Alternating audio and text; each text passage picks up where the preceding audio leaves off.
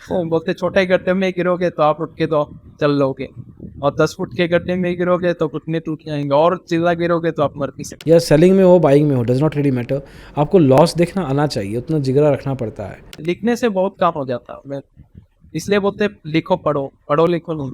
आप कितना समय सीआरपीएफ में रहे? मैं एक 20 प्लस 21 साल रनिंग हो गया था। इसमें कोई बड़ा नुकसान हुआ हो? बड़ा नुकसान हुआ, जो एक्सपायरी डेट के दिन में 3.5 लाख रुपए का नुकसान है एक दिन में। ध्रुव दत्ता एक ऐसे सीआरपीएफ जवान जिन्होंने 21 साल तक सर्विस दी, बहुत सारी इंजरीज हुई, माओइस्ट के खिलाफ लड़ते थे, छत्तीसगढ़ में इनकी ड्यूटी थी, लेकिन एक ऐसी इंजरी आई जहां पे लगा कि अब थोड़ा करियर में सोचना पड़ेगा। यहाँ पे स्टॉक मार्केट की एंट्री होती है। अभी स्टॉक मार्केट की एंट्री में चाहिए होता है बहुत सारा पैसा। सारा प्रोविडेंट फंड निकाल लिया, म्यूचुअल फंड की कुछ होल्डिंग्स थी बेच डाली, अब ये सारा का सारा पैसा स्टॉक मार्केट में ले आए। एकदम से अमीर होने की सोच नहीं रखी, बहुत कैलकुलेटेड तरीके से पहले सीखा, थोड़ा बहुत कैश मार्केट में, फिर आए ऑप्शंस में। अब ऑप्शंस में भी अच्छे खासे गाइडेंस ली, मेंटरशिप ली। फिर आया एक ऐसा टाइम जहाँ पे एक दिन उनको 3.5 लाख रुपए का नुकसान हुआ। लेकिन यहाँ से आती है रिकवरी। ये रिकवरी थी कि स्टॉक मार्केट में यार कदम कदम फूंक फूंक के चलना है। पहले साल 1% के प्रॉफिट पे थे, मतलब यहाँ पे ब्रेक इवन था, लॉस पे नहीं थे, जो कि 89% लोग लॉस में होते हैं। ध्रुव दत्ता उनमें से नहीं थे। दूसरे साल 4% का ही प्रॉफिट था पूरे साल का, तो यहाँ पे लगेगा कि क्या ही है, लेकिन तीसरे साल इनका प्रॉफिट था 100%। जी हाँ, तो स्टॉक मार्केट कहानी है उन लोगों की जो कि लंबी रेस के घोड़े होते हैं, जल्दी भागने की बजाय लंबा भागना पसंद करते हैं। ऐसे ही हैं ध्रुव दत्ता हमारे बिग बुल सीरीज के इस पॉडकास्ट में। Check it out on a digital blogger. Let's get started.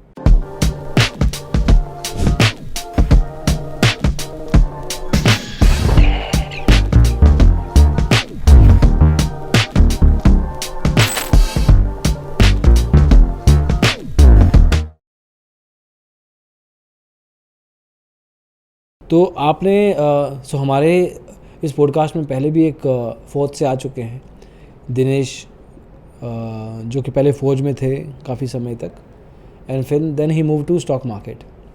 आप भी फ़ौज में थे, आपने भी समय बिताया है इंडियन आर्मी में। इंडियन आर्मी में थे या किसी specific? CRPF, central reserve police force. हाँ, सीआरपीएफ में थे आप, okay, central reserve police force. इसके बारे में भी जानना चाहेंगे कि आपका काम क्या होता था वहाँ पे, एंड देन आप फिर स्टॉक मार्केट की तरफ आपने डायरेक्शन चेंज की। तो क्या ये वही टाइम था जब आपको स्टॉक मार्केट के बारे में पता लगा, या इससे पहले भी आप स्टॉक मार्केट में कुछ ना कुछ कर चुके थे? मैं 2008 में ही मेरा रुझान था स्टॉक मार्केट में, लेकिन कोई मतलब वैसा सोर्स नहीं था कि कहाँ से सीखे या किस तरीके से निवेश करें। तो एज एट में आपकी एज क्या थी? 28। ओके, फिर तो उस टाइम पे पूरा इतना मैच्योर हो जाता है बंदा, समझ आ जाती है दुनियादारी की। फिर 2008 में फिर मैंने यूलिप पॉलिसी खोल दिया, बाकी और कोई चारा म्यूचुअल फंड वगैरह के बारे में पता नहीं था। तो मैं इतना जुझारू था, मैंने एक ज़मीन था मेरे पास छोटा सा, उसको मैंने बिक्री कर दिया, और मैं सोचा अभी 2008 में इतना क्रैश है, अभी पैसा लगाते हैं। तो फिर यूलिप पॉलिसी में मैंने पैसा लगाया। उस टाइम पॉलिसी का जो प्रीमियम चार्ज था एक्स्ट्रा बहुत, मतलब कॉस्ट ले लेते थे। तो तीन प्रीमियम मैंने दिया, लेकिन उसके कॉस्ट की वजह से उसमें कुछ रिटर्न नहीं बना, और मेरा बीच में काम पड़ गया पैसे का, मैंने पैसा ले लिया, तो कुछ कॉस्ट टू कॉस्ट निकल गया। आप 28 के आज हो या 28 के तब थे? मैं अभी तो 41 में, 40 प्लस हूँ। आप मुझे कहते ना कि मैं 28 का हूँ, मैं मान जाता। एक्चुअली मैं फिजिकल एक्टिविटी में थोड़ा इन्वॉल्व रहा। You look very very young. 43 तो, 41 42 तो आप बिल्कुल लगते ही नहीं हो, आसपास भी नहीं हो। काफ़ी लोग कहते होंगे वैसे आपको, प्रीटी श्योर। फिर मैंने 2015 में दोबारा शेयर खान में अकाउंट खोल दिया। फिर उस टाइम भी कोई नॉलेज नहीं था, मतलब अकाउंट तो खोल दिया, तो ब्रोकर बोलते थे ये खरीदो, तो खरीद लेते। तो ब्रोकर बनाने के लिए, अपना पैसा बनाने के लिए खरीद बेच कराते थे, तो मेरा पैसा और कम हो जाता था। फिर मैं बोला नहीं, बंद करो। 5,000 15,000 ना 20,000 डाला था, 5,000 बचा था, मैं बोला वो भी निकाल लिया मैंने, बंद कर दो। फिर मैं उस टाइम श्रीनगर में पोस्टेड था, नेटवर्क का भी इशू था, तो फिर मैं शिलांग में पोस्टिंग होके आ गया। फिर मैंने दोबारा ज़ीरोधा में अकाउंट खोला, और खोल के फिर करने लगा थोड़ा बहुत। फिर मेरे से खुद से कभी इतना लॉस नहीं हुआ। फिर मैंने थोड़ा बहुत लॉस किया, हाँ, फिर मैंने सोचा इस लॉस को कैसे रिकवर किया जाए। तो जैसे आप कोई भी ब्रोकर के साथ अकाउंट खोलते हो, तो आपका जो इन्फॉर्मेशन है, personal information, mobile number, email ID, वो स्प्रेड हो जाता है, वो बिक्री कर देते हो लोग। और आपको अन्य हाँ कई तरीके के कॉल आते रहेंगे। और आपको एक तो जो हरा हुआ मतलब लॉस किया हुआ बंदा है उसका तो ऐसे ही साइकोलॉजी ये होके रहता है, तो वो सोचता है कैसे लॉस रिकवरी कर। तो फिर मैं तो वो लोग मेरे को बोला आपका पैसा हम 2 दिन में निकाल देंगे, ये कर देंगे वो कर देंगे, कॉल देखिए आप पैसा मत दीजिए। कॉल देखा तो इनका तो बढ़िया जा रहा। फिर मैं भी इनके जासे में आ गया, फिर उनके साथ ट्रेड करने लगा।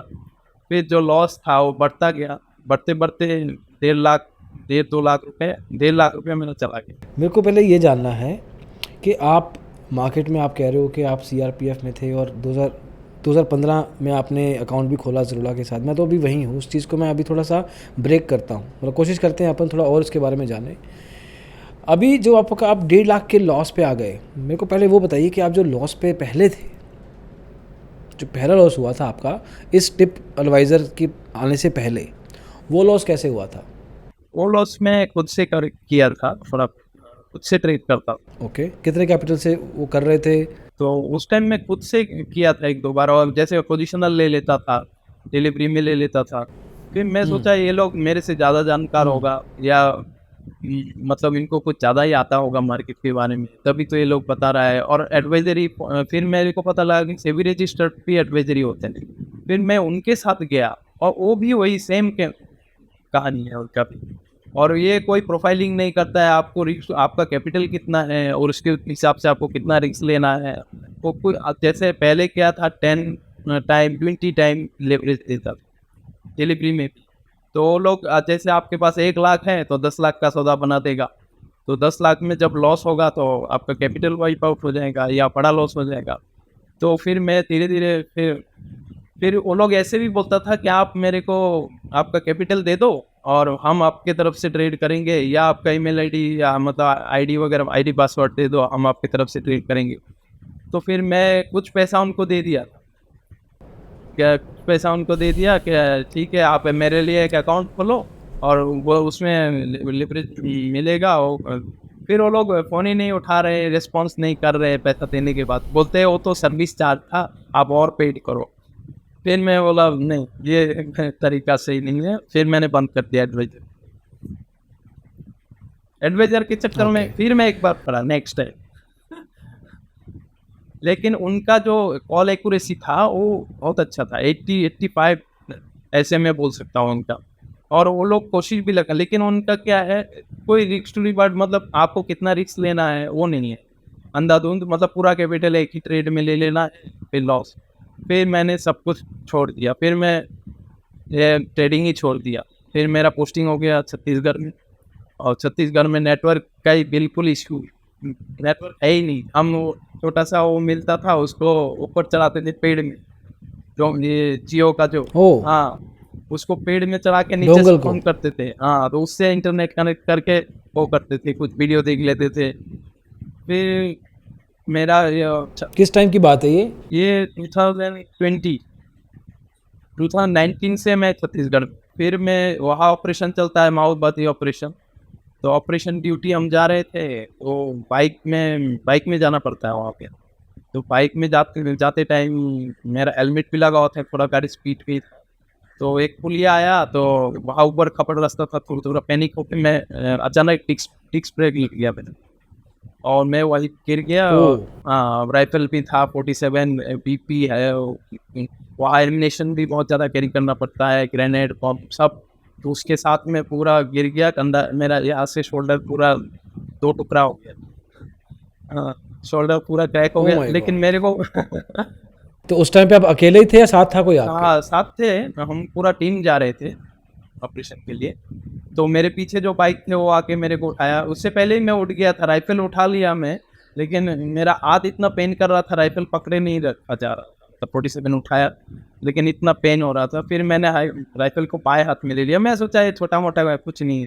फिर मैं बैठ गया, फिर वहाँ बेस हॉस्पिटल में ले गया। वहाँ पे हॉस्पिटल में एक्सरे किया, बोला ये तो आपका तो बहुत बड़ा डैमेज हो गया, या तो आपको एयर लिफ्ट करना पड़ेगा, नहीं तो आप गाड़ी में वापस जाना पड़ेगा। तो फिर मैंने तुरंत मैं बोला नहीं मैं गाड़ी में वापस जाऊँगा, एयर लिफ्ट कब आएंगे हेलीकॉप्टर। तो फिर मैं गाड़ी में बहुत पेन हो रहा था, और फिर मैं उसी हालत में 24 घंटा रहा, मतलब हॉस्पिटलाइज होने तक 24 घंटा हो गया था, मेरा हाथ स्वेलिंग होके ऐसे हो गया जैसे कोई पहलवान का हाथ हो। नहीं तो कुछ फर्स्ट एड वगैरह कुछ भी नहीं किया था ऐसी? फर्स्ट एड पट्टी वगैरह किया था, पेन किलर इंजेक्शन एक किया था, लेकिन वो कितना देर रहता है। फिर मैं वहाँ से हैदराबाद तक गया, हैदराबाद फिर वहाँ ट्रेन से, फिर वहाँ इधर शुरू हो गया। ट्रेन से खुद ही गए, साथ में था कोई? साथ में एक अटेंडर भेजते हैं, हमारे साथ कई अच्छा। फिर मैं बोला ये हाथ टूट गया और मैं जीडी का बंदा हूँ, क्योंकि हमको ग्राउंड में ड्यूटी करना होता है, लड़ाई लड़ना पड़ता है। फिर मैं सोचा अब कैसे होगा नौकरी, और ये या तो मेरे को कोई मतलब मैडम की ड्यूटी दे दिया जाएगा जो मुझे पसंद नहीं, ऑफिस की ड्यूटी। तो मैं सोचा मेरा तो मकसद ही है, मतलब हम तो जीडी की में भर्ती हूँ लड़ाई के लिए ही। तो फिर मैं सोच रहा हूँ कैसे होगा। फिर मैंने वहाँ ट्रेनिंग के लिए वो टाइम तो था बहुत मेरे पास, फिर मैं यूट्यूब में वीडियो देखना, पढ़ना, ऑप्शन क्या होता है, ऑप्शन सेलिंग क्या होता है, ऑप्शन बाई क्या होता है, ऑप्शन ग्रीक क्या होता है, पढ़ता रहा। रात को 12-12 बजे तक मैं हॉस्पिटल में ही पढ़ता रहता था। तो फिर पढ़ते पढ़ते फिर मैं थोड़ा बहुत ट्रेड भी लेने लग गया ऑप्शन सेलिंग का, फिर प्रॉफिट होने लग गया। फिर मैंने देखा इसमें तो अच्छा है, तो फिर मैंने 80,000 रुपये वहाँ अर्न किया। अर्न करके मैं एक लैपटॉप खरीद लिया वहाँ पे, हॉस्पिटल बेड पे। नहीं मतलब अर्न अर्न किया आपने बैठे बैठे, तो कितने प्रॉफिट, कितने कैपिटल की ट्रेड कर रहे थे आप? मैं 4-5 लाख रुपए से ट्रेड कर रहा हूँ। और ये पैसा कहाँ से आया आपके पास? मैं एक्चुअली मार्केट क्रैश होगा मेरे को पहले से थोड़ा अंदाजा था। मैं पूरा जीपीएफ निकाल के, मेरा जो सेविंग्स था पूरा निकाल के सेविंग अकाउंट में रखा था, मार्केट गिरने पे लगाने के लिए। आपका प्रोविडेंट हाँ, फंड? प्रोविडेंट फंड पूरा वही निकाल को, और गिरती मार्केट में एवरेज आपने कर रहा प्रोविडेंट था। फंड सारा का सारा? हाँ सारा अच्छा, गिरती मार्केट में एवरेज कर रहे थे हाँ कोविड के टाइम पे? हाँ। मैं जो म्यूचुअल फंड था उनमें परसेंटेज बढ़ा रहा था, और मैं जो निफ्टी भी था उनमें एवरेजिंग करता जा रहा था अरब गिरावट में। अच्छा, ओके। और बिल्कुल जब सपोर्ट लेवल जो देखा 2020 के कोविड के टाइम पे मार्केट ने, तो उस टाइम तक आप करते रहे एवरेज, और फिर ऊपर जाते देखा है? ऊपर में, लेकिन ऊपर में ज़्यादा देर हम बर्दाश्त नहीं कर पाए, वही रिटेल डेवलपमेंट से। फिर मैंने क्या किया, जैसे प्रॉफिट आया तो सिवा सारा म्यूचुअल फंड रिडीम कर दिया, रिडीम करके पूरा ट्रेडिंग अकाउंट में ले आया। फिर मैंने वहाँ से ऑप्शन सेटिंग का एक कोर्स भी किया था। मैं साउथ के एक ट्रेडर है, जाने माने ट्रेडर वो, तो उनसे मैं ऑप्शन के काफ़ी अच्छा सीख पाया उनसे।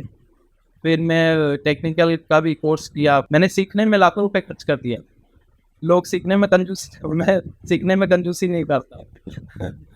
फिर कितने कितने पैसे सीखने में लगा दिया? 1 लाख रुपए। और क्या सीखा क्या आपने इतने पैसों में? इसमें मैं स्ट्रेटेजी सिखाया, लॉन्ग टर्म ऑप्शन कैसे ट्रेड करते हैं, उसके बाद टेक्निकल है, बाकी साइकोलॉजी सबसे बड़ी चीज़ है, वो कोई नहीं सिखाता, वो खुद से ही सीखना पड़ता है। तो फिर मैंने फर्स्ट ईयर में तो मैं 1-8 लाख रुपए बनाया, सेकेंड ईयर में मैं 3 लाख रुपए का प्रॉफिट किया था। फिर मैंने साइकोलॉजी पे काम करने लगा, फिर मेडिटेशन करने लगा 2 टाइम, और मतलब पोजीशन साइजिंग कम करके कैसे ट्रेड किया जाए, मतलब मेरे ट्रेड मेरे को परेशान ना करे, उस तरीके के ट्रेड मैं लेने लग गया। फिर मैं इस साल मतलब पिछला फाइनेंशियल ईयर में मैं कैपिटल को डबल कर दिया एक साल में।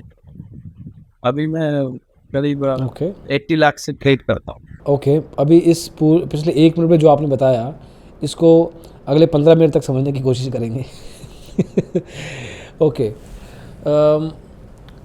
आपने कोर्स लेना सही समझा, जो कि एक अच्छी बात है, क्योंकि पर ये कैसे जांचा कि ये वाला सही रहेगा मेरे लिए, मैं इनसे सीख लेता हूँ या मैं इनको पैसे दे देता हूँ, ये मुझे सिखा देंगे? विश्वास कैसे किया इतने पैसों से? विश्वास ऐसे किया कि इनके जो P&L है, P&L दिखाते थे, और ऑप्शन सेलिंग का मैं यूट्यूब में देखा कि उस पर प्रोबेबिलिटी ज़्यादा है, और अगर हम कुछ और एडजस्टमेंट वगैरह करें तो प्रोबेबिलिटी और बढ़ा सकते हैं, रेंज को और बढ़ा सकते हैं।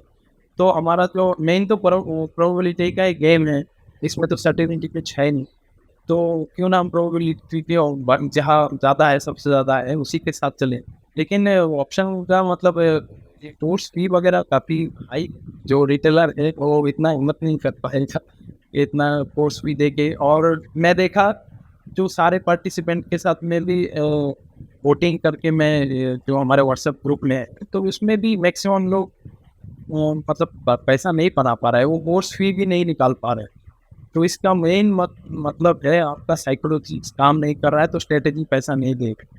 आपको साइकोलॉजी पे पूरा जोर देना पड़ेगा और हमको जो सिखाया जाता है उसके विपरीत सोचना पड़ेगा। ये जो स्कूल कॉलेज की एजुकेशन है उसको आपको भुला के नया सोच डेवलप करना पड़ेगा। स्कूल कॉलेज में जो सिखाया है वो वो ठीक है, वो काम में आएगी किसी और तरीके से, लेकिन ये वाली नॉलेज शुरू से सीखनी पड़ेगी।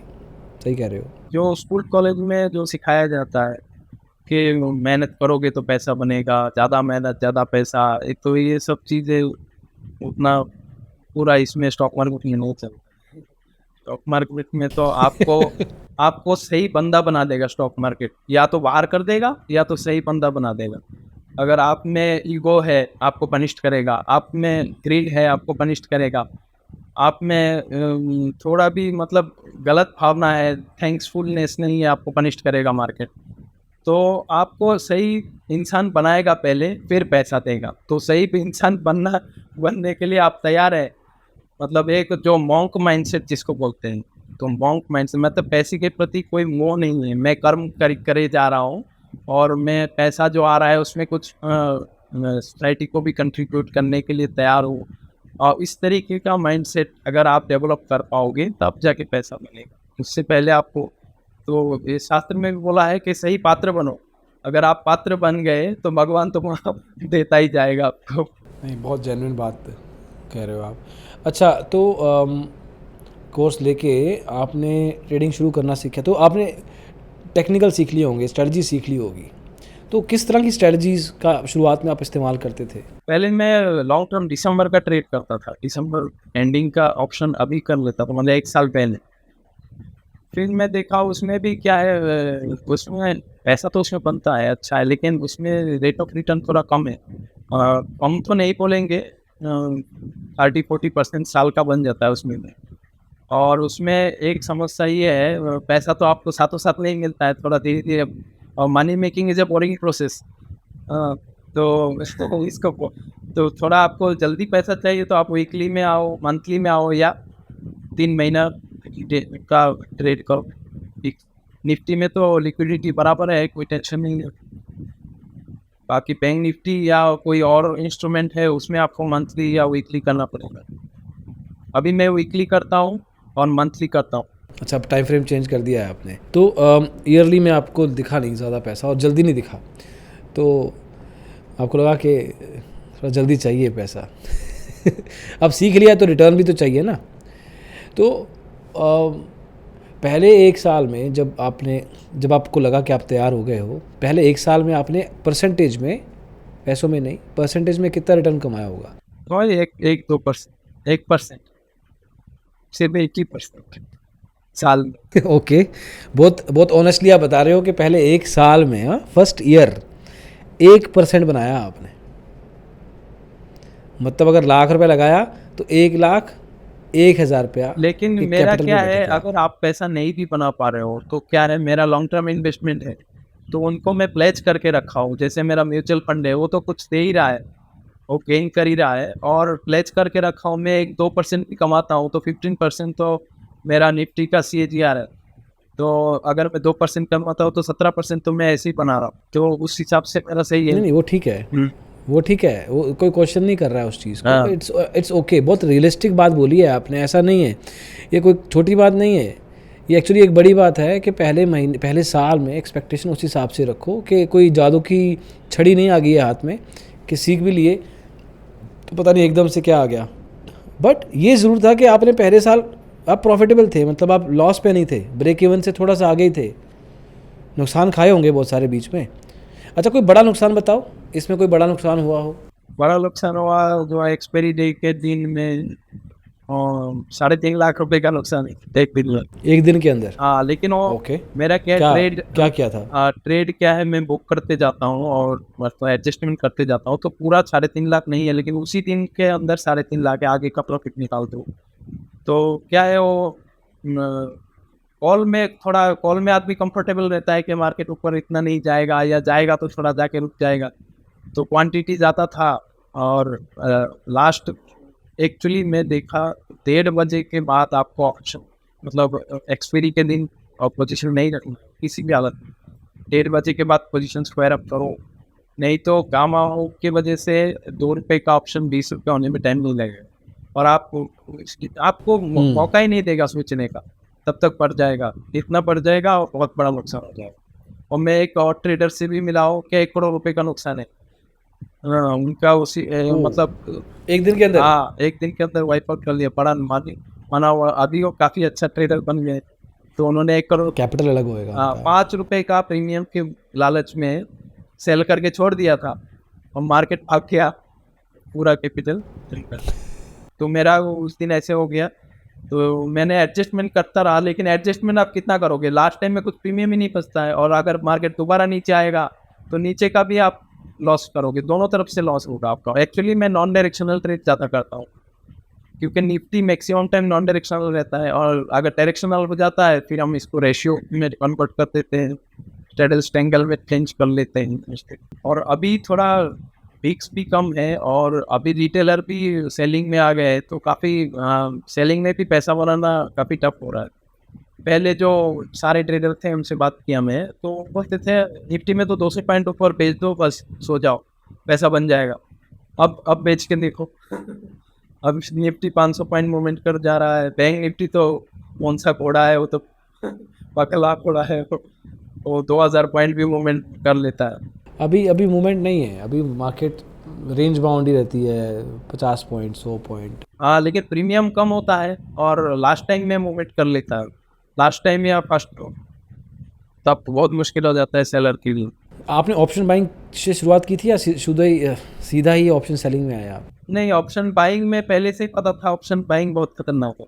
ऑप्शन बाइंग के लिए हाईएस्ट लेवल ऑफ साइकोलॉजी और एक्स्ट्रा ऑर्डिनरी रिस्क मैनेजमेंट, तो उतना हम अपने आप को नहीं मानते हैं, हम तो काफ़ी छोटे ट्रेडर हैं और हम क्या है प्रोबेबिलिटी के साथ चलते हैं, जहाँ ज़्यादा प्रोबेबिलिटी है वही पैसा धीरे धीरे कोई बात नहीं। और बाइंग करते हैं तो हम रेशियो करके बाइंग करते हैं ओके। और फिर क्या है अनलिमिटेड रिस्क नहीं रहता है उसमें। हेजिंग करते हो या पोजीशन? हाँ, हेजिंग 100% हेजिंग टोटल। मैं कोई स्टॉप लॉस नहीं रखता हूँ, हेजिंग करके चलता हूँ। पोर्टफोलियो स्टॉप लॉस रहता है मेरा 3%, टोटल कैपिटल पे 3% हो गया तो मैं निकल जाता हूँ। और मैं मल्टीपल अकाउंट से ट्रेड करता हूँ, क्योंकि एक अकाउंट में और एक ही अंडरलाइन पे अगर आप ट्रेड करोगे तो आप बड़ा नुकसान भी उठाओगे, बड़ा प्रॉफिट भी करोगे।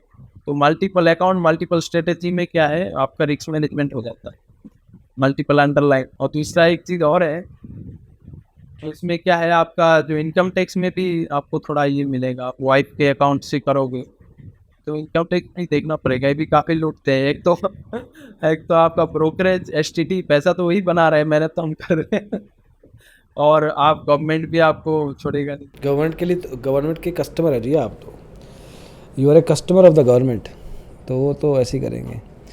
अच्छा नहीं, मैं अभी उधर ही हूँ, आपके कैपिटल के 3% के ऊपर इतना बड़ा स्टॉप लॉस, छोटा स्टॉप लॉस नहीं है यार ये, इतना बड़ा स्टॉप लॉस आप ले लेते हो, मतलब ये सोच कहाँ से आई कि पोर्टफोलियो को ही दांव पे लगा दिया? नहीं, ये देखा मैं 3% का जो लॉस होता है उसमें हम जल्दी रिकवरी कर सकते हैं। उससे ज़्यादा बड़ा 3 या 2% के बीच में रहेंगे तो हमको जल्दी हम रिकवरी कर लेंगे, लेकिन इससे बड़ा करेंगे तो फिर आपको एक तो साइकोलॉजी डिस्टर्ब हो जाएगा, फिर आपको रिकवरी करने में, क्योंकि हम 50% गिरते हैं तो उसको कवर करने में आपको कितना 60-70% गेन करना पड़ता है और 90% गिरते हो तो 900% हमको रिकवरी करना पड़ता है। तो इतना गिरो के उठ के चल सको, एकदम गिर बोलते छोटे गड्ढे में गिरोगे तो आप उठ के तो चल लोगे और 10 फुट के गड्ढे में गिरोगे तो घुटने टूट जाएंगे और चिल्ला गिरोगे तो आप मर भी सकते। नहीं, बट आप पोर्टफोलियो, आप अपनी पोजीशन का एक स्टॉप लॉस ले सकते हो ना, कि आपने एक पोजीशन बनाई, कैपिटल का 10% है, वो उसका 5% रख दिया। आप पोर्टफोलियो, मतलब मैं सिर्फ टेक्निकल लेवल पे समझना चाहता हूँ इस चीज़ को, साइकोलॉजी लेवल पे भी। क्योंकि ऑप्शन सेलर को रेगुलर स्टॉप लॉस तो होता नहीं, बहुत कम होता है, क्योंकि हम एडजस्ट करते हैं तो हमको रेंज भी बढ़ा देते हैं अच्छा, एडजस्ट करके। हाँ, क्योंकि हम जैसे ऊपर जा रहा है तो हम नीचे के पुट को ऊपर ले आते हैं, उस तरीके से करते हैं, या फिर हम उसको आगे से बाई करके और रेशियो कर देते हैं, तो हमारा प्रोबेबिलिटी बहुत ज़्यादा है, 80-90% प्रोबेबिलिटी रहता है। तो हमारा जब लॉस होगा तो एक दिन होगा तो थोड़ा ठीक ठाक देना पड़ेगा उसमें। उसमें तसल्ली से दे दो, कोई बात। अब आप रेगुलरली कितने टाइम से ट्रेडिंग कर रहे हो? अभी मैं रिटायर होने के बाद मैं कर रहा हूँ, 1 साल हो गया, 1 साल ही हुआ है। 1 साल से और पूरा? एक फाइनेंशियल ईयर मैंने देख लिया। तो जब आप, मैं थोड़ा वापस आपके सीआरपीएफ के टाइम पे जाना चाहता हूँ। आप हॉस्पिटल में बैठे होते थे, रातों रात पढ़ते रहते थे, तैयारी करते थे। ये जब डिसीजन लिया कि छोड़ देता हूँ बस, अब बहुत हो गया, वो उसको आपने खुद कैसे, कितनी स्ट्रांगली लिया, और आसपास या दोस्तों ने या घर वालों ने इसको कैसे लिया? और मैं एक सवाल और भी पूछूंगा जो कि इसके साथ जुड़ा हुआ नहीं है, वो ये कि सीआरपीएफ में आपका काम क्या होता था? सीआरपीएफ में मैं एज ए कांस्टेबल भर्ती हुआ था। और फिर मेरा प्रमोट होके मैं हेड कांस्टेबल हुआ। हेड कांस्टेबल जो एक सेक्शन कमांडर होता है, फिर उसके अंडर में उधर 12 बंदे रहते हैं। तो हम ऑपरेशन ड्यूटी, जैसे माओवाद या कोई उग्रवादी ऑपरेशन, इस टाइप के हम ड्यूटी, कोई बाढ़ राहत सहायता में भी हम जाते हैं, कोई राइट दंगा वगैरह होता है तो उसमें भी हम जाते हैं। तो इस तरीके का हमारा ड्यूटी रहता है। श्रीनगर में अमरनाथ यात्रा ड्यूटी। आप कितना समय सीआरपीएफ में रहे? मैं एक 20+ 21 साल रनिंग हो गया था। 21 साल आप सीआरपीएफ में रहे? वाह, फुल फ्लेज करियर देखा मतलब आपने तो। और इस 21 सालों में आप, मुझे पता है कि आप काउंट नहीं करते होंगे कितनी बार जा रहे हो, बट फिर भी कुछ ऐसे इंस्टेंस एक दो जो आप गए थे? वो एक बार मैं इसमें श्रीनगर में कन्वॉय से आ रहा था, मैं टोडा में कुछ नहीं। तो वहाँ आर्मी का भी कन्वॉय चलता है, हमारा भी चल रहा था। मैं कन्वॉय ड्यूटी में ही था वहाँ। उसमें जो मतलब रोड के साइड में मेड होता है, मेड में आईडी फिट कर रखा। ओके। और वहाँ कोई बंदा भी नहीं था, वो रिमोट आईडी था। और उसके ऊपर से डॉग वगैरह भी चेकिंग हुआ, जमर्स भी गए, लेकिन फिर भी आईडी ब्लास्ट हो गया। और पूरा गाड़ी, आर्मी का गाड़ी पलट गया। बंदे तो वहीं पे स्पॉट डेड हो गए। फिर फायर कर रहे हैं, लेकिन किसको करे, कोई तो है ही नहीं। ये तो ऐसा वेपन है, इसमें आप कुछ कर नहीं सकते हो, सिर्फ आप देख सकते हो। आप सिचुएशन को आप नहीं कर सकते, बाकी आप उसको रिटेलिएट नहीं कर सकते इस टाइप के काम। दूसरा में छत्तीसगढ़ में भी हुआ, मेरा तो उस था चिरंजीव गुप्ता चौधरी, तो उसको पीछे से हेड शूट हो गया। तो ये 2 इंसिडेंट हो गए। बाकी हमारे बटालियन में तो कई बंदे शोध रहे। मैं भेजी में था, भेजी कांड, जीटीपी, सब जी न्यूज़ वगैरह सब जगह में दिखाया गया था। 17 लोग शहीद हुए। और जो आईडी के केस होता है ना, वो इतने मतलब उसमें आप कोई चारा ही नहीं। बंदा रो रहा है, आप उसको ट्रीटमेंट भी नहीं दे सकते हो। हाथ पैर उड़ गया, क्या करोगे? एक बंदा था, पैर उड़ गया पूरा, ये हाथ से नीचे का हिस्सा है ही नहीं, वो मुझे बोल रहा है मुझे बचाओ, उसको आप क्या ट्रीटमेंट करोगे, क्या करोगे? वो बस वो धीरे धीरे ब्लीडिंग होते होते खत्म हो जाता है। तो मतलब आपने अपने साथियों को कई बार ऐसे सिचुएशन में देखा है जो कि आप नहीं चाहोगे कोई भी हो। It was a dreadful situation. Okay, जब 20-21 साल लगा लिए तो आपके साथ भी हादसा हो गया, एक छोटे लेवल का ही सही, बट ऐसा हादसा था कि जो आपको कंटिन्यू नहीं मतलब आप श्योर थे कि आपको बोल दिया गया था कि आप कंटिन्यू नहीं कर पाओगे? नहीं, ऐसा कुछ नहीं है। मैं तो 10 दिन के बाद ही हाथ का पूरा एक्सरसाइज करने लगा था। ऑपरेशन के भी हॉस्पिटल में रहते ही रहते मैं पुशअप करने लग गया था उसी हालत ओह। में। क्योंकि मैं वो, हाँ, इतना मैं फिजियोथेरेपी वगैरह अपने आप को करता रहता था। अब मैं रस्सा भी चढ़ सकता हूँ। मैं स्विमिंग करता हूँ, गंगा नदी है हमारा, गंगा में जाके। तो मैं तो पूरी तरह फिट कर लिया अपने आप को, लेकिन मैं कंटिन्यू नहीं करना चाह रहा था। और भी रीज़न थे, कोई डिपार्टमेंटल के रीज़न हुए, तो फिर मैंने, और क्या है, नौकरी ठीक है देश के लिए, मैंने 20 साल अपना दे दिया यंग एज का, और अब पूरी ज़िंदगी उसको करेक्ट। कंटिन्यू नहीं करना चाहते। और दूसरे जवानों को भी मौका मिलना चाहिए। एक उम्र के बाद तो ये मैं तो बोलता हूँ, ये फोर्स की नौकरी 20 साल के आसपास होना चाहिए। नए बंदों को भी मौका मिलना चाहिए। और मैं आपके इससे माध्यम से ये भी कम बोलना चाहूँगा कि इनमें नौकरी कम करना चाहिए। और जो जीडी के बंदे हैं वो चाहते भी है उस तरीके से, लेकिन उनके जो अभी पेंशन प्रोविजन में थोड़ा ये कर दिया है न्यू पेंशन स्कीम के थ्रू, तो लोग मजबूरी में करते हैं। तो जब आपने ये फैसला लिया तो आपके घर वालों का सपोर्ट था आपके साथ? नहीं, घर में थोड़ा अनकंफर्टेबल थे, मतलब कैसे चलेगा क्या है, तो इस तरीके थोड़ा ये था, लेकिन मुझे तो कॉन्फिडेंस था। आप दूसरे के इन्फ्लुएंस में नहीं आना है, आपको खुद पे कॉन्फिडेंस रखेगा, आज नहीं तो कल होगा। आपको सीख के करना है, टाइम लेगा, हाँ। यही होगा और क्या होगा, थोड़ा टाइम लेगा। हाँ, लेकिन आप लगे रहोगे तो सफलता निश्चित है। लगे रहोगे और दिन ब दिन सुधार करते रहोगे। मैं डेली डायरी में नोट करता हूँ what I learn today and और what mistake I have done today. तो मैंने क्या गलती किया वो मैं लिख के रखता हूँ, मैंने क्या अच्छा किया वो भी लिख के रखता हूँ। खुद की ट्रेडिंग जर्नल है, कुछ ट्रेडिंग डायरी रखी हुई है आपने? हाँ, मैं लिख के कागज इसमें लिखता हूँ। मैं कंप्यूटर में, वो मेरे को कंप्यूटर में नहीं लगता है वो उतना, मतलब फील नहीं देता है और लिखने से क्या है, थोड़ा माइंड में भी रहता है, बैठ जाता है। जैसे निफ्टी के लेवल्स है वो मैं लिख के रखता हूँ हाथ से। आज क्या लिखा है आपने? आज का पूरा जिगजैग मार्केट था। आज मैंने एक्सपेरी ट्रेड किया था, लेकिन कस्ट टू कस्ट निकला, थोड़ा बहुत प्रॉफिट हुआ। क्योंकि हमारा जो ट्रेड है वो मार्केट ऊपर जाएगा तो प्रॉफिट होगा, नीचे जाएगा तो प्रॉफिट होगा, साइडवेज रहेगा तो प्रॉफिट होगा। लेकिन ऊपर जाके नीचे आएगा तब थोड़ा मुश्किल होगा, नीचे जाके ऊपर जाएगा तब। तो आज ऐसे ही दिन, तो आज थोड़ा मुश्किल हुआ। तो अगली बार की ज़िगज़ैग मार्केट को के लिए तैयार हो गए लेकिन आप? धीरे धीरे मैं इन्वेस्टिंग भी करता हूँ अभी, क्योंकि ट्रेडिंग क्या है, एक टाइम के बाद आप ट्रेडिंग उतना नहीं कर पाओगे, या साइकोलॉजी का भी। और ट्रेडिंग क्या है, एक्टिव काम है, ये कोई पैसिव काम है। और जब तक आप पैसिव इनकम नहीं जनरेट कर पाओगे तो फिर तो आपके काम करते ही रहना पड़ेगा। तो मैंने अभी क्या है, पोर्टफोलियो बिल्डिंग करने लग गया, मोमेंटम इन्वेस्टिंग करता हूँ।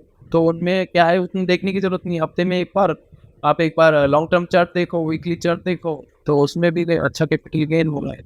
उसमें इन्वेस्टिंग में साइकोलॉजी भी की थोड़ी ज़रूरत कम वहाँ पे भी रहती है, लेकिन रिलेटिवली कंपैरिजन टू ट्रेडिंग में तो पूरा दिमाग फोकस। और मैं बोलता हूँ कैश मार्केट में जो लॉस करता है वो अपने ग्रीड की वजह से लॉस करता है, नहीं तो कैश मार्केट में लॉस होने का मेरे को कोई तुक नहीं बनता है उसमें। अगर आप 1% का स्टॉप लॉस लेके चलोगे और कंटिन्यूस ट्रेड करोगे, और मैंने अपने वाइफ को भी कैश मार्केट में ट्रेड कराया, उसने 100 ट्रेड किया तो कुछ पैसा ही बनाया। मार्केट गिरते मार्केट में भी सिर्फ लॉन्ग किया तो उसमें भी पैसा बनता है। लेकिन उसको साइकोलॉजी ये होता था, मैं बोलता था ट्रेड लेते रहो आप, आपको कुछ नहीं देखना है, 1% लॉस हो गया बस आप निकल जाओ, आपको प्रॉफिट हो रहा है, सिस्टम आपको दे रहा है कि निकलने है तो तब निकल जाओ। तो कैश मार्केट में जो बड़ा लॉस करता है वो अपने ग्रीड की वजह से लॉस करता है, अंधाधुंध पोजीशन है, एक ही स्टॉक में इतना होता है, तो इस तरीके से। अच्छा, एक नॉर्मल ट्रेडर जिसको 6-8 महीना साल हो गया है मार्केट में, थोड़ा बहुत लॉस खा लिया, थोड़ा बहुत प्रॉफिट आ रहा है उसको, वो अपना एक सिस्टम अगर बनाने की सोचे तो किस तरह से, क्या कुछ चीज़ों का ध्यान रखे वो 3-4 चीज़ों का, जिससे उसका एक सिस्टम रेडी हो जाए, सेटअप रेडी हो जाए? पहली बात तो उसको वीकली मंथली चार्ट देखना चाहिए लॉन्ग टर्म, और उसको अपने आप को पूछना चाहिए मेरे बर्दाश्त कितना है और मैं कितना कैपिटल से, मतलब कितना गेन से खुश हूँ। अगर आपको अनएक्सपेक्टेड रिटर्न है तो आप कैसीनो में जाओ, ये मार्केट आपके लिए नहीं। फिर क्योंकि आप वाइप आउट करोगे और आपके पैसे क्या है, आपके परिवार के भी तो पैसे हैं, सिर्फ आपके तो पैसे नहीं है, उनके बहुत निर्देश होंगे। और फिर आप लोन लोगे और आप फिर पर्सनल लोन लो के ट्रेड करोगे। तो सबसे अच्छा है आप वीकली ट्रेड करो, कैश में करो, डाइवर्सिफाई करके ट्रेड करो, और 1% इसके मतलब 1% लूजिंग ये रखें, RPT रिस्क पर ट्रेड, उस पर ट्रेड करो।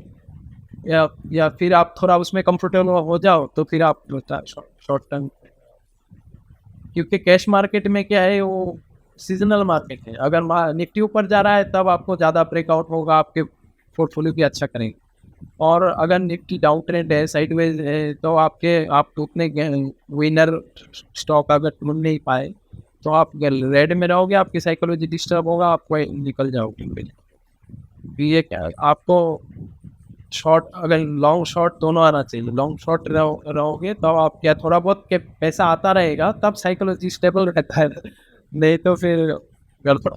अच्छा, कोई ऐसा टाइम आया होगा बीच में आपके कि आपको 5-6-7 सेशन हो गए हैं लगातार, शुरू में आया होगा शायद, या अभी भी आया हो जिसमें 2-3 सेशन लगातार हुआ हो कि लॉस हो रहा है और आपका जो स्ट्रेटजी है नहीं वर्क कर रहा, तो उस केस से वापस कैसे आते थे?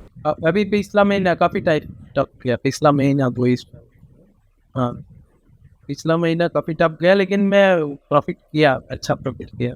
मतलब कैपिटल का आप मान लीजिए 2%, 2-3% लाइक।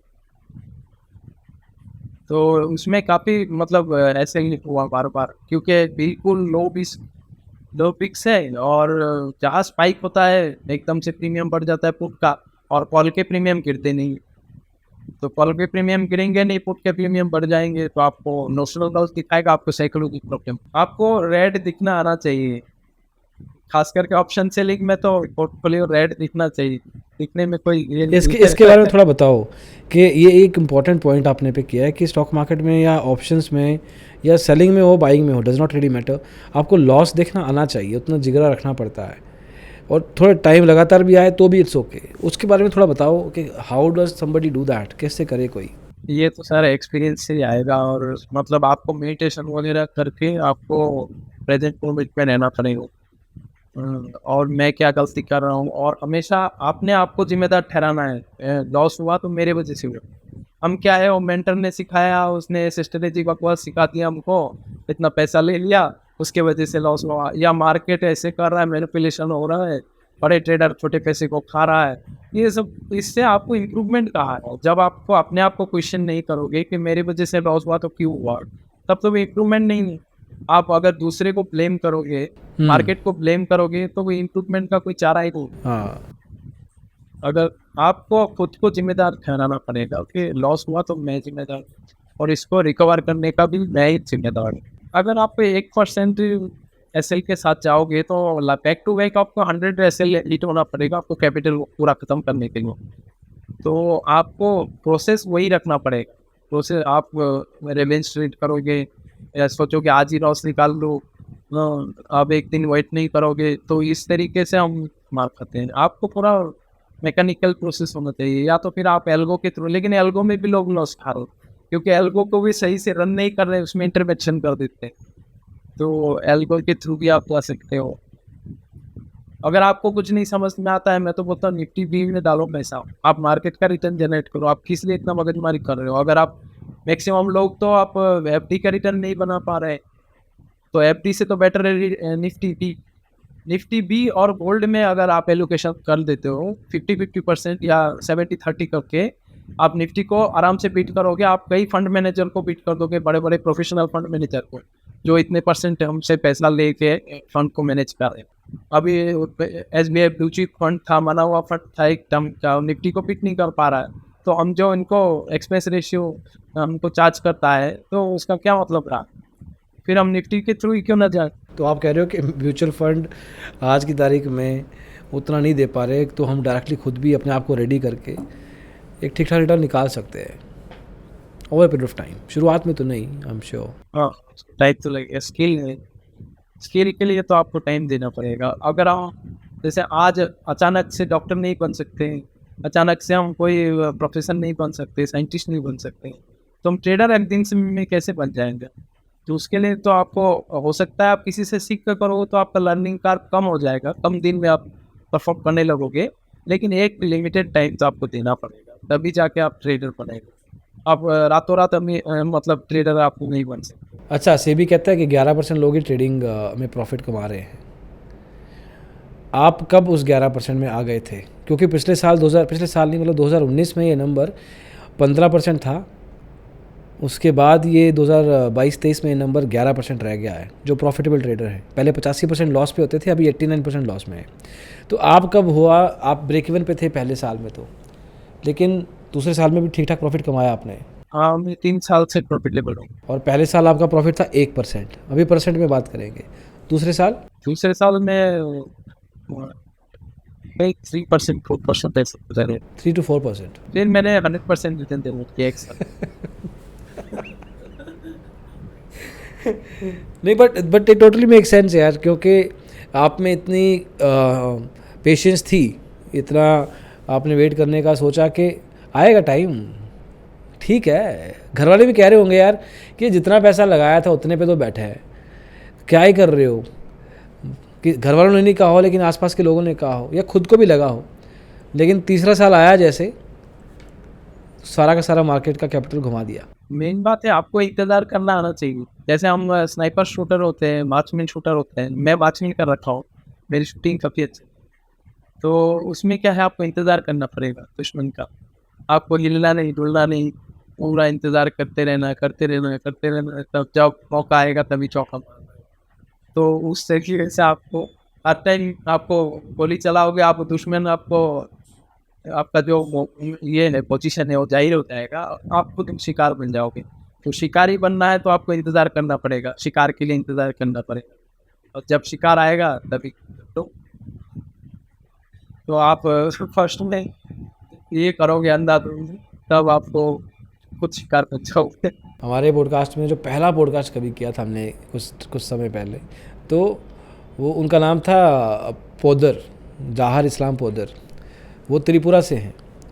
तो उनका भी यही कहना था कि हर ट्रेडर एक शिकारी होता है और इंतज़ार करता है अपने शिकार का। पर आपने उस चीज़ को थोड़ा और आगे ले गए आप, कि अगर आप ठाँ हर जगह करोगे तो दुश्मन को पता लग जाएगा कि आप कहाँ पे हो, तो आप खुद शिकार बन जाओगे। एक्चुअली मैं भी त्रिपुरा से अगरतला में बहुत पैदाइश मेरा अगरतला में, और एजुकेशन भी वहाँ से ही किया, और वहाँ से ही कोर्स को ज्वाइन किया था। अरे वाह, लेकिन हमारे फिर मैं तो आप वहीं से हैं ऑलमोस्ट। हाँ वहीं से हूँ, लेकिन मेरा फादर का जन्म इधर हुआ कलकत्ता में। जो दूसरा और तीसरा साल था जब आप 2-3% का प्रॉफिट कमाया था और फिर आपने 100% का प्रॉफिट दिखा है, उसमें आप में क्या फ़र्क आया? उसमें मैंने साइकोलॉजी पे किया, क्योंकि जो ऑप्शन सेलर है उसको नोशनल लॉस दिखाई देता है, और नोशनल लॉस में आप घबराना नहीं है। घबरा के आप पोजीशन काट दोगे, एमटीएम आपको रेट दिखाएगा, बड़ा रेट दिखाएगा। अगर आप लॉन्ग टर्म दिसंबर के पोजीशन में ट्रेड कर रहे हो तो एमटीएम रेट दिखाएगा, और आप अगर लॉस काट दोगे तो बुक हो गया, नोशनल लॉस है, बुक नहीं करना है, आपको सिर्फ प्रोसेस फॉलो करते जाना है बस। कि पहले मैं लॉस काट देता और फिर बाद में मार्केट मेरे फेवर में आ जाता था, फिर मैं पछताता था, अरे करता हूँ। तो इस तरीके से नहीं तो ये बताओ मेरे को कि बहुत से लोग ऐसा करते हैं, ज़्यादातर लोग यही करते हैं जो आप कर रहे थे। आपने ये स्विच जो किया, चेंज जो किया अपने आप में, कि आपने पोजीशन काटनी बेसिक लेवल पे चेंज कर दी, वो कैसे किया? ये अपने आप में फ़र्क कैसे लेके आए? उसमें मैं नोट करता था ना, मैंने क्या, मेरा गलती क्या थी उसमें नोट कर, मैं आज मैंने क्या गलती किया, मैंने क्या सीखा, या मेरे को क्या नहीं करना था। फिर उसको मैं कभी कभार पढ़ो, एक बार हफ्ते में एक बार उसको रिव्यू करें, तो क्या जो क्या करना था वो छट के आ जाएगा, और क्या नहीं करना था वो भी छट के आ जाएगा। फिर जो करना था तो उसी को फॉलो करो।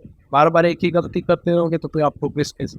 इतना सा चेंज करने से, अपनी पोजीशन को मैनेज करने से, सिर्फ लिखने से बहुत काम हो जाता। मैं इसलिए बोलते लिखो, पढ़ो लिखो नहीं। हाँ। हमारा बोलते हैं लेखा पढ़ा, बोलते थे लेखा पढ़ा, मतलब पहले लिखो फिर पढ़ो। तो लिखना ज़्यादा जरूरी है पढ़ने से अगर मैं अमीर बनना चाहता हूँ तो अगर मैं 3 टाइम, ये लॉ ऑफ अट्रैक्शन में भी वही बोलते हैं, लिखो, आपको विजुअलाइज करो। इससे क्या है, आपको मेमोरी में वो चीज़ बैठ जाता है। और माइंडसेट चेंज करना पड़ेगा आपको, माइंडसेट मतलब सोच। ये चीज़ हमको अगर जो आज समझ में आया, वो मैं बोलता हूँ स्कूल में नर्सरी लेवल में उसमें सिखाना चाहिए, क्योंकि वो कोई नहीं सिखाता है विचारों को कैसे नियंत्रण करें, और पूरा खेल तो विचार का है। ये कहाँ सिखाते हैं लाइफ में? ये तो खुद ही सीखना पड़ता है। ये तो आप जैसे स्पिरिचुअल लाइन में जाओगे तो आपको वही से स्टार्ट है, क्योंकि आप अपने इमोशन का मालिक हो। ये मेरा you have 2 choice, control your mind और let your mind control you. वाह। तो आप अपने माइंड को कंट्रोल नहीं करते हो तो आपका माइंड आपको कंट्रोल करने लगेगा। तो आप माइंड के कठपुतली बन के रहना चाहते हो तो बढ़िया है, और अगर आप माइंड का मालिक बनना चाहते हो तो आप प्रयत्न करते रहो, कोशिश करो, माला करो। ये मैं माला भी करता हूँ और लोगों को मैं सजेस्ट करूँगा, ये माला करता हूँ। तो इससे क्या है, आपको प्रेजेंट मोमेंट में रहना आ जाएगा। Focus, you have to stay focused on what you are doing. आपने कहा कि आप आज एक अच्छे खासे कैपिटल पे हो, आप वैल्यू बता चुके हो, जो कि काफ़ी बड़ी वैल्यू है। ये वैल्यू एक्यूमुलेट करते रहे आप, धीरे धीरे आपके सिस्टम के थ्रू आपके पास पैसा आता गया। इस चीज़ को अगर मैं सीधा पूछूं, आपने हज़म करना कैसे सीखा कि आ रहा है कोई नहीं, मैं इसको, ऐसा नहीं कि मैंने 20 लाख कमाया और 20 लाख डाल दिया फिर से, चल अब 80 हो गया है अब 80 डाल देता हूँ। ये चीज़ को हज़म करना कि ठीक है, this is what I deserve, मैंने बहुत मेहनत की है इसके लिए, तो मैं अभी भी अपनी पोजीशन को वैसे ही मैनेज करके रखूँगा जैसे मैं करता रहा हूँ। ये खुद का डिसिप्लिन किस तरह से मैनेज किया? आई एम प्रीटी श्योर कि आपका जो बैकग्राउंड है उसने हेल्प किया होगा, लेकिन प्रैक्टिकली कैसे किया? टेक्निकली आप मार्केट अर्निंग से आपका लाइफस्टाइल तुरंत इम्प्रूव मत करो। ये विजय केडिया सर भी बोलते हैं। मैं बड़े बड़े ट्रेडरों का इंटरव्यू सुनता हूँ, क्योंकि आपने 10 लाख कमाया, 10 लाख की गाड़ी ले आया, तो आप जाओगे, आपको मार्केट फिर खींच लेगा गाड़ी वापस। तो आप थोड़ा थोड़ा इम्प्रूव करो लाइफस्टाइल, और ज़रूरत ज़रूरत पे खर्चा करो, ना कि दिखावे के लिए कि मैं बड़ा ट्रेडर बन गया और मैं अंधाधुंध खर्चा करने लग गया। तो और आपके बिजनेस को बड़ा करने के लिए सोचो, बड़ा विजन रखो।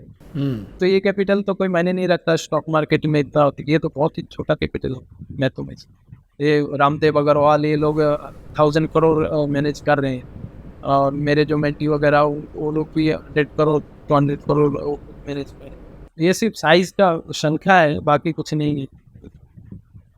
तो कैपिटल बड़ा हो जाएगा तो बिजनेस बड़ा हो जाएगा, और आगे भगवान करे तो सोसाइटी के लिए भी कुछ करने की कोशिश करेंगे।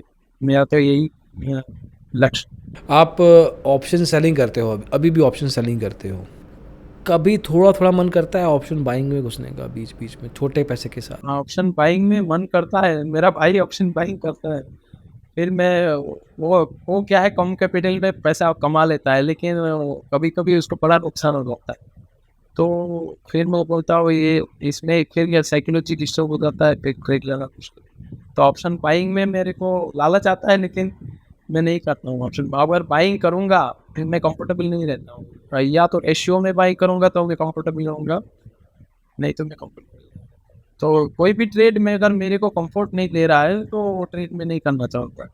अगर मैं चैन से सो नहीं पा रहा हूँ और बाइंग करके पोजीशन लेके जा रहा हूँ, तो फिर सही, आपका ट्रेड आपको कंफर्ट देगा सही।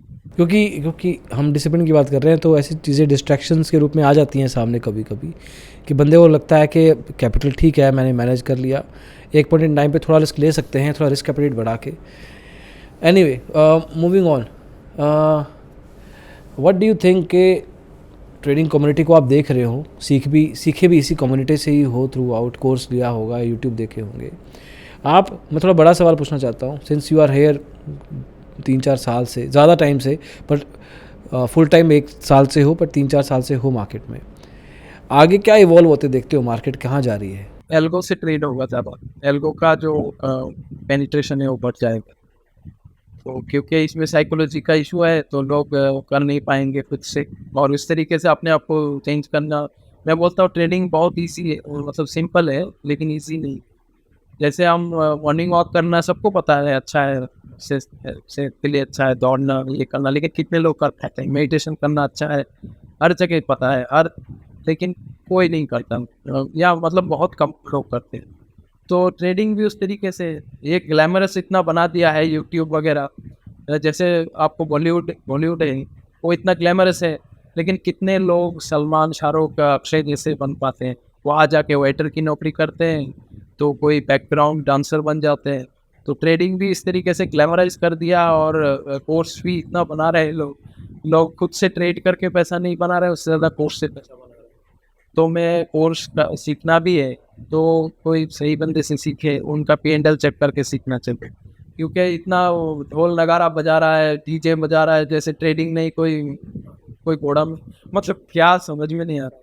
ट्रेडिंग को इस तरीके से दिखा रहा है, और फिर आपके देखो आपके कितने स्टूडेंट आप कामयाब है, वो दिखाओ, उसमें तब पता लगेगा। हाँ, तो इतने पैसा बना रहा है, लोग लालच में आ जाते हैं। तो अगर आप कोर्स फी भी नहीं जनरेट कर पा रहे हो, तो फिर बेकार है। फिर आप इन्वेस्ट करो और म्यूचुअल फंड के थ्रू, या फिर हाँ, और शुरुआत में यार वो भी गलत नहीं है कि जब खुद की समझ नहीं है तो किसी को हाथ में, फंड मैनेजर जैसे बंदे के हाथ में पैसा दे दिया और थोड़ा बहुत कमा देगा, इसमें there is nothing wrong about it, and सीखते रहो साथ साथ। नहीं, सही मतलब सही ट्रेडर से, जेन्युइन ट्रेडर से सीखो। आप सीख के करोगे तो आपको लर्निंग का कम हो जाएगा, आप जल्दी अचीव कर पाओगे चीज़।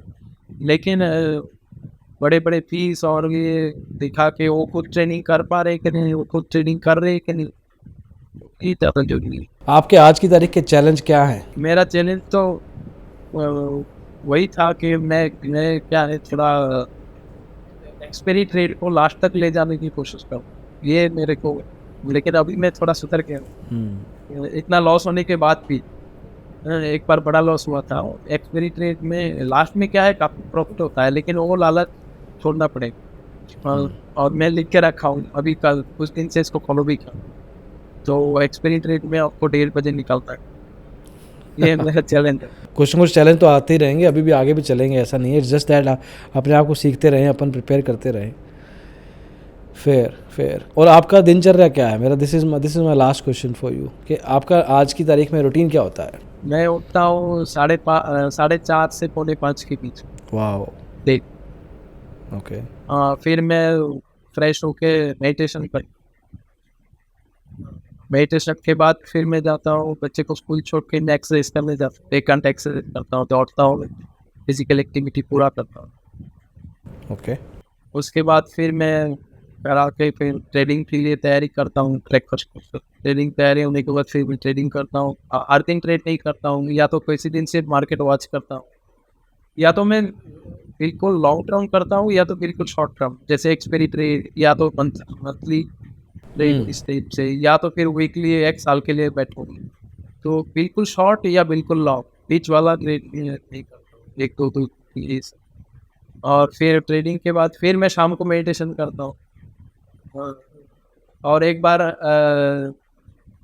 सुबह उठ के एफर्मेशन करता हूँ, शाम को भी एक थोड़ा सा एफर्मेशन करता हूँ कि आज का दिन बहुत ही अच्छा। और भगवान की कृपा से सुबह उठ के मैं यही बोलता हूँ कि मेरे साथ चल रहा है और मैं आज भी जिंदा हूँ, तो ये बहुत बड़ी बात है। आज कितने लोग उठा ही नहीं होता आज के दिन, तो मैं उठ गया तो बहुत बड़ी बात है मेरे लिए। तो मैं भगवान के प्रति थैंक्सफुल लेके मैं आज भी जग गया। ग्रेटिट्यूड आ गया, ग्रेटिट्यूड है और ज़िंदगी में होना चाहिए। और स्टॉक मार्केट आपने जैसे खुद ही बताया थोड़ी देर पहले कि जो आप हो आपको एक्सपोज कर देती है वो, और आपको उस हिसाब से सीधा इंसान बना देती है। या तो आपको मार्केट से निकाल देगा, या तो सही पंद्रह वही। सुपर। बहुत बहुत मज़ा आया ध्रुवा आपसे बात करके। आपकी लाइफ जर्नी, आपकी लाइफ CRPF में 20-21 साल की, मार्केट में भी कुछ सालों की, उसको हमने 40-50 मिनट में पिरोने की कोशिश की है। एंड आई होप कि आपकी इन बातों को सुन के काफ़ी लोग इंस्पायर होंगे। एंड अच्छा लगता है कि आप जब खुद की डिसीजन लेते हो और बहुत एक स्ट्रॉन्ग विल के साथ डिसीजन लेते हो कि स्टॉक मार्केट में आना है या किसी भी करियर चेंज करना है। और 20-21 साल का करियर कुछ होता है, आई मीन एनी प्रोफेशन, बंदे को बड़ा होता है कि यार मैं मूव कैसे करूँ, नई चीज़ कैसे करूँ, लेकिन आपने वो रिस्क लिया और दैट हैज़ पेड ऑफ, उसका फ़र्क पड़ा है आपको। थैंक यू आपका पॉडकास्ट के लिए। मेरे इस यूट्यूब वीडियो से मतलब आप आम जनता को अगर किसी को कुछ सहायता मिले तो हमारे थैंक यू। क्या बात है। पहले आपने देश के लिए किया, देश आपके इस एक्ट के लिए बहुत आभारी है। And we feel very blessed that आप लोग हो, तो it helps us people to live our life very normally and nicely. Thank you so much Dhruv.